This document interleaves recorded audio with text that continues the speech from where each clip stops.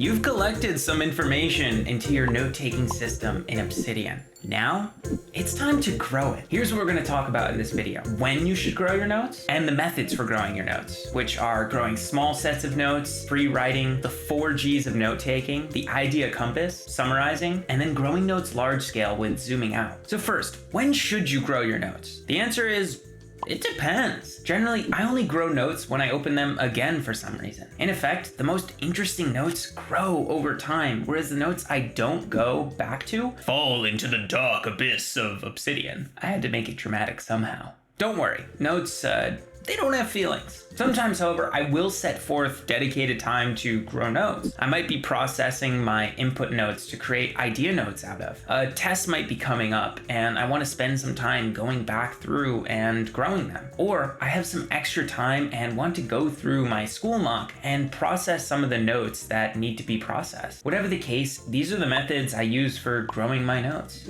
First is free writing. A free writing involves opening up a new note or existing note and letting your thoughts flow. There is no judgment. You freely write. And after some amount of time, 30 seconds, 2 minutes, 5 minutes, or 3 years, that might be a little long, don't do that. You go back through your free writing and create new notes out of the golden nuggets. You might take some of the surrounding text into this new note and start the whole free writing process over again. Free writing is probably the most common method of growing notes that I use and the most versatile. It's also the most fun, in my opinion. There are many different kinds of free writing you can use, which depends on what type of spice you are looking for in a certain day. There's simple free writing, set up a timer and follow the flow without any other constraints. There's brain dump free writing. This variation is exactly like simple free writing, but no timer is required. There's extreme free writing, like brain dump free writing, but there is no stopping or erasing. It is extreme. Triggered free writing, which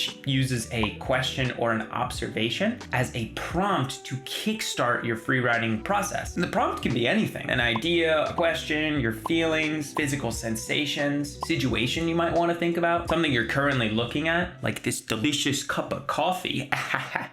Then there's prompted free writing. This is like triggered free writing, but every time you get stuck, you come back to the original prompt and ask the question, what else can I think about? Just be careful not to come back too soon. Once you've created notes from your free writing, I find the Obsidian local graph view, unlinked mentions view, and strange new worlds plugins are super helpful for finding new relevant connections I might be able to put inside of the new or the old note. Next is the 4 Gs of notemaking. These are the 4 highest leverage questions you can ask yourself to give insight into how to grow your notes. I personally call these the 4 questions of peanut butter godhood, but I realized that probably wasn't very marketable, so the 4 Gs of note making it is. And those are: what does this remind me of? What is this similar to? How is this different from? And this is interesting because asking yourself these questions can give you tons of insight into what it is to grow your notes. Next, we have connecting ideas with the idea compass. If peanut butter isn't your thing, the idea compass is another method for connecting notes. I first heard it from Vicky Zhao and Fei Ling Sang on a Linking Your Thinking workshop video. Essentially, it works by asking yourself one of the 4 main questions below, or sub-questions to think about how to connect a note. All the questions are framed around the analogy of a compass. If you are a Boy Scout like me, you will appreciate this. As you can see, it's right here on screen. Summarizing. Summarizing as a method is exactly what you think it is. You summarize the main arguments, insights, or whatever you want at the top of a note. And this makes it easier for your future self to quickly uncover what a note is about when they see it. Then there's zooming out. All of the methods for growing your notes mentioned earlier have been focused on small scale note making. Zooming out is a method for larger scale note making. It works through generalization. Generalizing works by taking a set of lower order notes and integrating them into higher order notes. There are 2 types of generalization: generalization by grouping and generalization by emergence. Generalization by grouping works by taking a series of notes with related characteristics and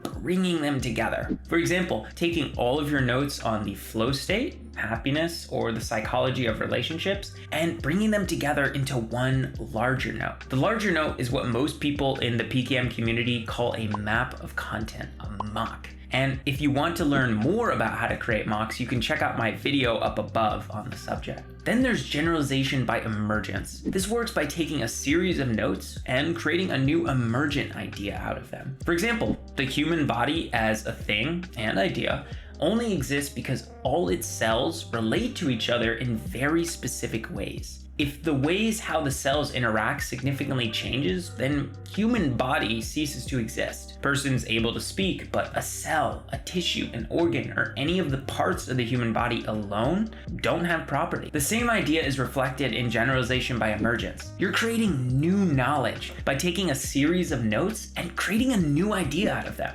Using my conceptual note-making process, I'm building a unique, interconnected body of knowledge, a culmination of my personal ideas and interpretation of my classes, own thoughts, conversations, and information consumption outside of school. Instead of going from semester to semester with a clean slate, having forgotten everything from the previous year, I build a unique personal knowledge base that scales across semesters. My knowledge compounds, growing more and more useful the more notes I have rather than less.